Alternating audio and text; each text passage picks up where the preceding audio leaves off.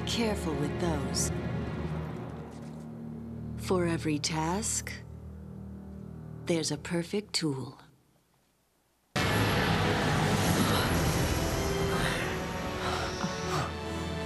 Hey, where you going? Date with the Foul C. What? You gonna ask it for help? I'm not just gonna stand here and wait around. What? Lightning.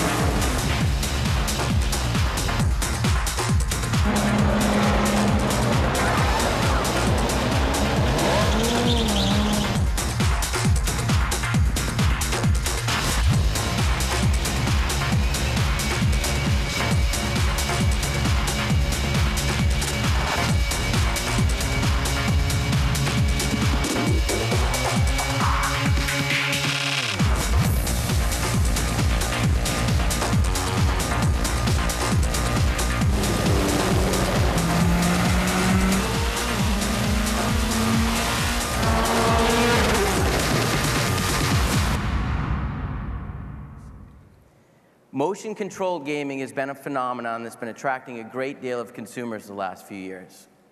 And we know a little something about this space as we introduced the first true motion controller back on the PlayStation 2 with iToy. Shortly after the launch of PS3, we introduced the next-generation camera that was designed for both gaming and video conferencing via PlayStation Network. This technology will continue to grow in many ways. We're working to create an experience that is much closer to real life than anything you've ever seen. I'd like to invite Dr. Richard Marks and Anthony Mikhailov, creative forces behind the PlayStation Motion Controller, to help show you a bit of what I'm talking about.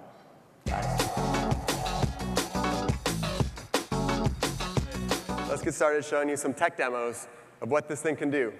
We're not going to show any video at all. Everything you're going to see is live technology demonstration. Anton's going to demo, and I'm going to explain what's happening on screen. Hey, guys. So actually, I want to point out, on the sides up here, you can see video from different angles of Anton as he plays.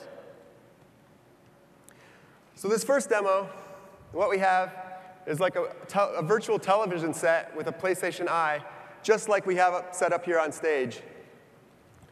So you can see when Anton moves the controller here, the controller moves one-to-one just as he moves. In order to let you see this better, Anton, if you can turn on the video on the television there, we're putting the PlayStation Eye's video on this virtual TV. So you can see as Anton moves, it moves exactly as he moves. This is true one-to-one tracking. OK, we have a flashlight now. Notice we have true 3D pointing. He can move around and point from any position or angle here.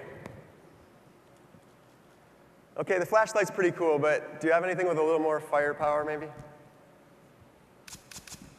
Oh, yeah.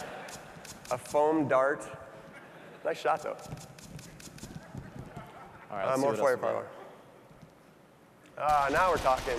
Gold Desert Eagle. So, of course, the PlayStation, this new controller and motion control in general, people have thought are more of a casual experience. And we expect very great casual experiences.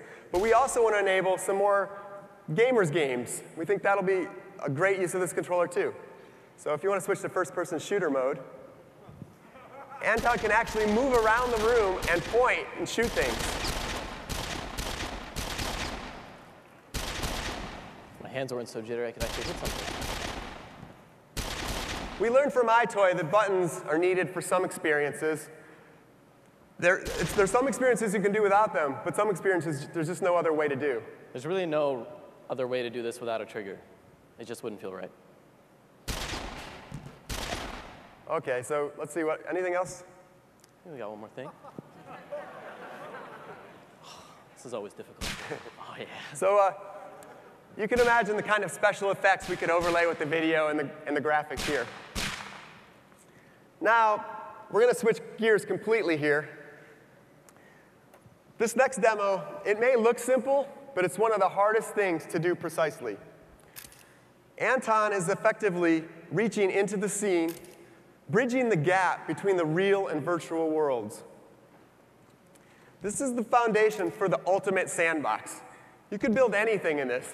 The game development is really excited about this because the possibilities are limitless here.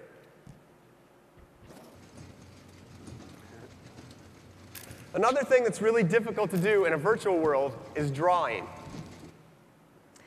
And in particular, writing requires extreme precision. The tip of that pencil Anton's using is being tracked at sub-millimeter accuracy.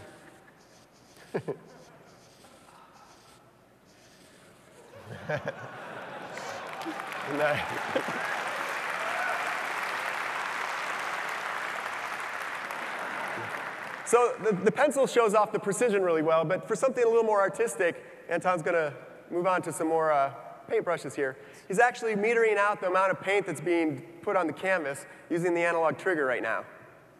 Nice.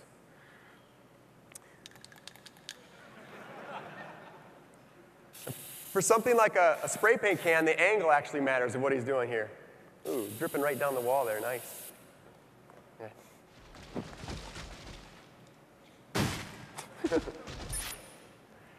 Now this is a little bit different. Now we've shown you, you can see one-to-one Anton's hands moving, and the virtual hands move exactly as he does. You can point and throw, no problem. You could reach around an enemy that's coming at you.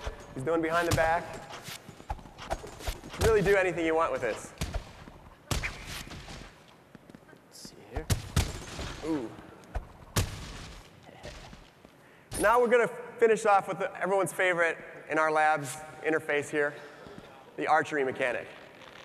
He reaches behind his back, pulls out an arrow, and knocks it.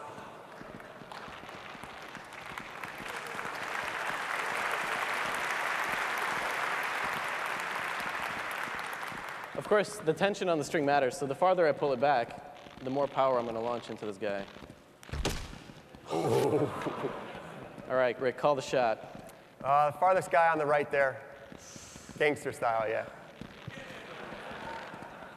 Oof. Steady. Let me see if I can. Oh. Nice.